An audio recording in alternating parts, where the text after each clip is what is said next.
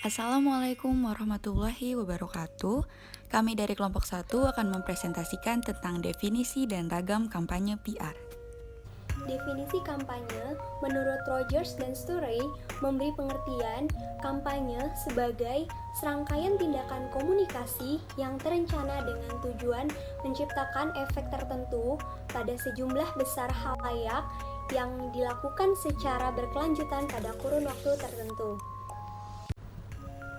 Definisi kampanye PR. Kampanye public relation atau PR campaign dalam arti sempit bertujuan meningkatkan kesadaran dan pengetahuan halayak sasaran atau target audiens untuk merebut perhatian serta menumbuhkan persepsi atau opini yang positif terhadap suatu kegiatan dari suatu lembaga atau organisasi atau corporate activities agar tercipta suatu kepercayaan dan citra yang baik dari masyarakat melalui penyampaian pesan secara intensif dengan proses komunikasi dan jangka waktu tertentu yang berkelanjutan.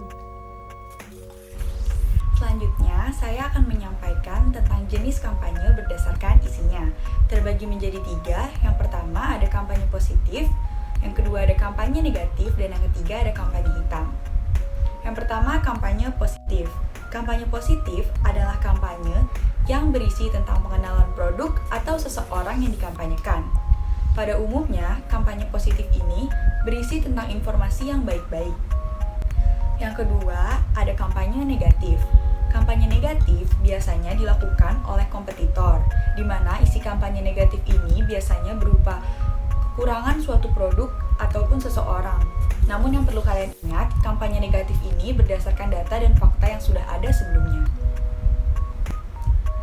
Selanjutnya, yang ketiga ada kampanye hitam. Kampanye hitam adalah kampanye yang bertujuan untuk membunuh karakter seseorang atau produk yang menjadi kompetitor.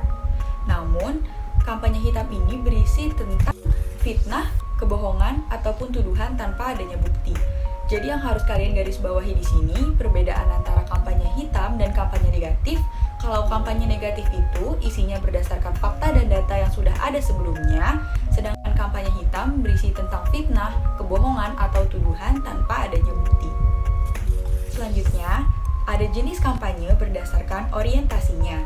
Terbagi lagi menjadi 3. Yang pertama ada product oriented campaigns, yang kedua ada candidate oriented campaigns, dan yang ketiga ada ideologically or cause oriented campaign. Yang pertama ada product oriented campaigns atau kampanye yang berorientasi pada produk. Kampanye ini biasanya dilakukan dalam lingkungan bisnis komersil. Tujuannya adalah membangun citra positif terhadap produk yang akan disalurkan kepada masyarakat. Yang kedua, ada candidate-oriented campaigns atau kampanye yang berorientasi kepada kandidat. Kampanye ini biasanya memiliki latar belakang hasrat untuk kepentingan politik. Misalnya seperti kampanye pemilu, kampanye pilkada, dan sejenisnya. Dan yang ketiga ada ideologically or cause-oriented campaigns atau kampanye yang berorientasi pada tujuan-tujuan khusus yang sifatnya sosial. Seperti yang pernah dijelaskan oleh Kotler, kampanye perubahan sosial bertujuan untuk menangani berbagai masalah sosial dengan merubah pandangan, sikap, dan perilaku masyarakat.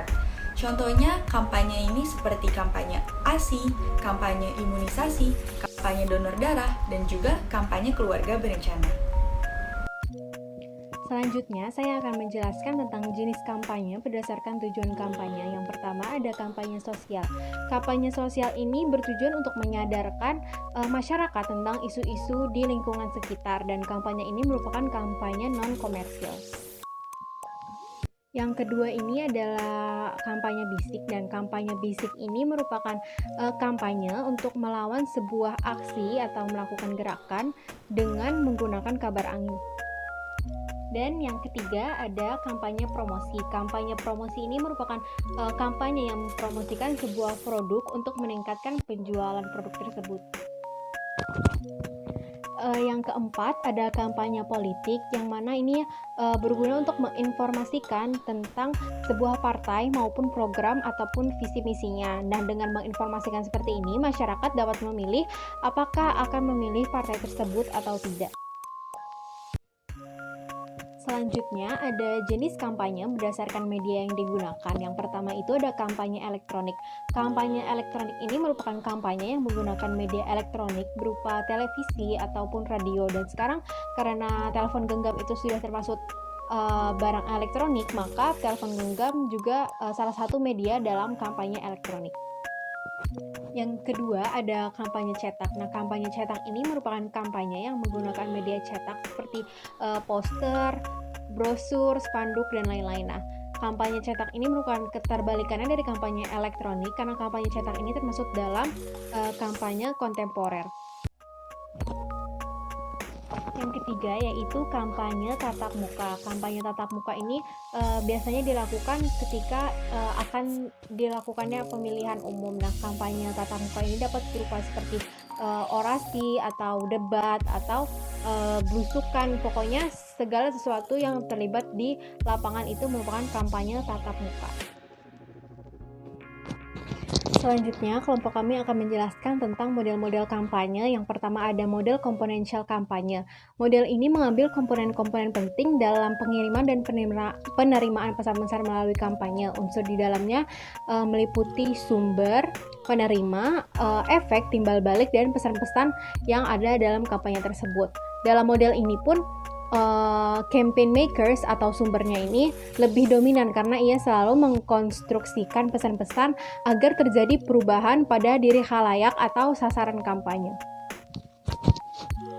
Selanjutnya, model kampanye yang kedua yaitu model kampanye Ostergaard. Jadi menurut Ostergaard, program kampanye yang tidak didasari oleh temuan-temuan ilmiah itu tidak layak untuk dilaksanakan. Alasannya adalah karena program tersebut tidak akan memberikan efek apapun terhadap masalah sosial yang ditanggulangi. Jadi sebagai pembuat kampanye, kita harus mengidentifikasi masalah tersebut. Setelah kita mengidentifikasi masalah tersebut, kita analisis sebab akibatnya. Setelah kita menganalisis sebab akibatnya dan dapat diterima oleh nalar maupun temuan ilmiah, maka kita bisa lanjut ke proses selanjutnya, mulai dari perancangan dan segala macamnya. Kemudian kita melakukan kampanye demi mengurangi masalah sosial tersebut. Selanjutnya, saya akan menjelaskan model kampanye yang ketiga, yaitu The 5 Functional Stages Development Model atau model pengembangan 5 tahap fungsional. Fokus pada model ini berada pada tahapan-tahapan kegiatan kampanye, bukan pada pertukaran pesan antara campaigner dan campaignee. Tahapan-tahapan tersebut terdiri dari yang pertama ada tahapan identifikasi, yang kedua ada tahapan legitimasi, yang ketiga ada tahapan partisipasi, dan yang terakhir ada tahapan distribusi. Yang keempat ada the Communicative Functions Model atau model fungsi komunikatif. Model ini biasanya diterapkan pada jenis kampanye candidate-oriented campaigns karena model kampanye ini dikonstruksikan dari lingkungan politik.